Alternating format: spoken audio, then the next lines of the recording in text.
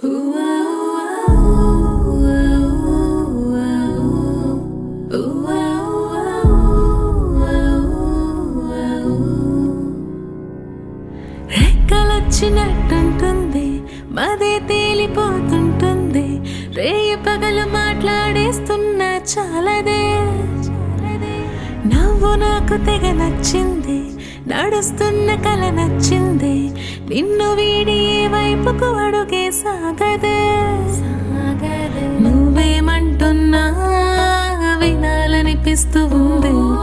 రోజు నీ ఊసే కలల్ని పంచుతోంది.